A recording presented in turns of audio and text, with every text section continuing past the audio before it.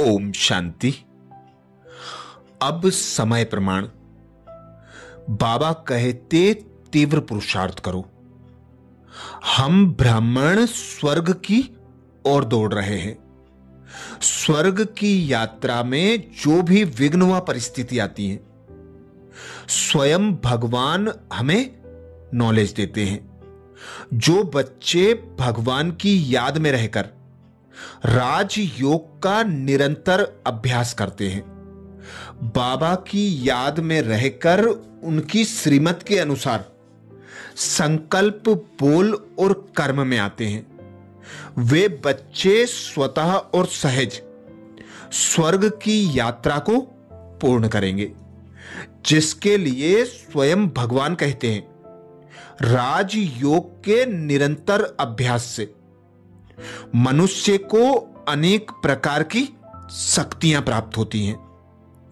इन शक्तियों के द्वारा ही मनुष्य सांसारिक रुकावटों को पार करता हुआ आध्यात्मिक मार्ग की ओर अग्रसर होता है। आज मनुष्य अनेक प्रकार के रोग, शोक, चिंता और परेशानियों से ग्रसित है और यह सृष्टि ही घोर नरक बन चुकी है। इससे निकलकर स्वर्ग में जाना हर एक प्राणी चाहता है, लेकिन नरक से स्वर्ग की ओर का मार्ग कई रुकावटों से भरा हुआ है। काम, क्रोध, लोभ, मोह और अहंकार उसके रास्ते में मुख्य बाधा डालते हैं। पुरुषोत्तम संगम युग में ज्ञान सागर परमात्मा शिव जो सहज राजयोग की शिक्षा प्रजापिता ब्रह्मा द्वारा देते हैं, उसे धारण करने से ही मनुष्य इन प्रबल शत्रुओं अर्थात 5 विकारों पर जीत पा सकता है। नरक से स्वर्ग में जाने के लिए पहले पहले मनुष्य को काम विकार की ऊंची दीवार को पार करना पड़ता है, जिसमें नुकीले शीशे की बाड़ लगी हुई है।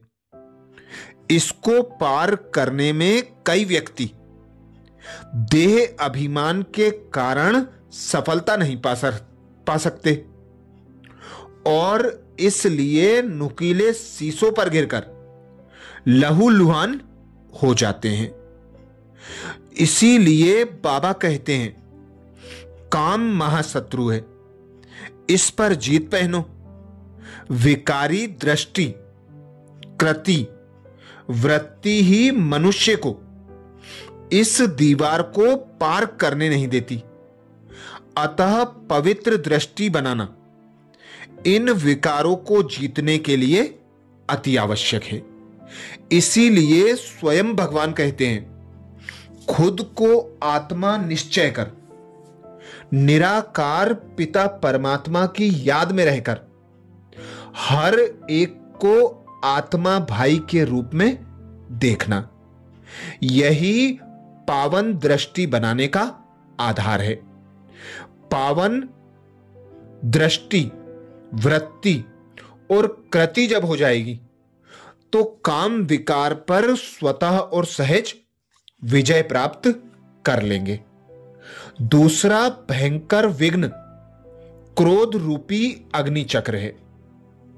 क्रोध के वश होकर मनुष्य सत्य और असत्य की पहचान भी नहीं कर पाता और साथ ही उसमें ईर्षा, द्वेष, घृणा आदि विकारों का समावेश हो जाता है, जिसकी अग्नि में वह स्वयं को जलाता ही है। खुद तो जलता ही है, साथ में अन्य मनुष्यों को भी जलाता है। इस बाधा को पार करने के लिए स्वधर्म में अर्थात मैं आत्मा शांत स्वरूप हूं, इस स्थिति में स्थित होना आवश्यक है। लोभ भी मनुष्य को उसके सत्य पथ से परे हटाने के लिए मार्ग में खड़ा है। लोभी मनुष्य को कभी भी शांति नहीं मिल सकती और वह मन को परमात्मा की याद में टिका नहीं सकता। अतः स्वर्ग की प्राप्ति के लिए मनुष्य को धन व खजाने के लालच और सोने की चमक के आकर्षण पर भी जीत पानी है। जो मनुष्य इस सांसारिक वैभव से खुद को मुक्त करेगा, अर्थात बेहद की वैराग्य वृत्ति को धारण करेगा, पुरानी दुनिया को, पुरानी देह को भूलेगा और अपने मन और बुद्धि को एक पिता निराकार परमात्मा में लगाएगा, वही स्वर्ग की यात्रा को पूर्ण कर सकेगा। ऐसे ही मोह भी एक ऐसी बाधा है जो जाल की तरह खड़ी रहती है। मनुष्य मोह के कड़े बंधनवश अपने धर्म व कार्य को ही भूल जाता है और पुरुषार्थहीन बन जाता है। तभी गीता में भगवान ने कहा है, नष्टो मोहा स्मृति लब्धा बनो, अर्थात देह सहित देह के सब संबंधों के मोह जाल से निकलकर परमात्मा की याद में स्थित हो जाओ और अपने कर्तव्य करो।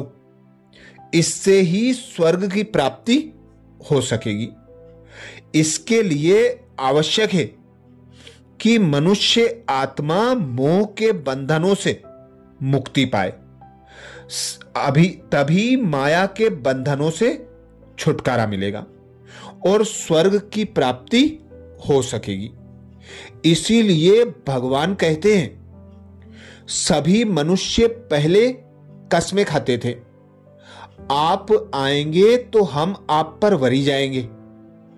तन मन धन समय संकल्प सब कुछ तेरा, तेरा तुझको अर्पण। तो अब मैं आया हूं, अब अपने को मुझ पर अर्पण करो।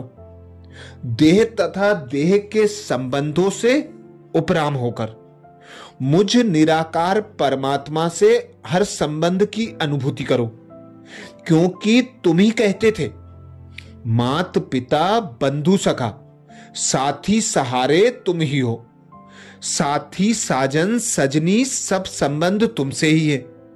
तो अब हर एक देह के संबंध को भुलाकर एक निराकार परमात्मा से सर्व संबंधों की अनुभूति करो और एक निराकार सर्वशक्तिमान पिता परमात्मा से सर्व प्राप्तियां करके स्वर्ग की यात्रा में आगे बढ़ो। ऐसे ही अहंकार भी मनुष्य की उन्नति के मार्ग में पहाड़ की तरह रुकावट डालता है। अहंकारी मनुष्य कभी भी परमात्मा के निकट नहीं पहुंच सकता। अहंकार के वश मनुष्य पहाड़ की ऊंची चोटी से गिरने के समान चकनाचूर हो जाता है। अतः स्वर्ग में जाने के लिए अहंकार को भी जीतना अति आवश्यक है।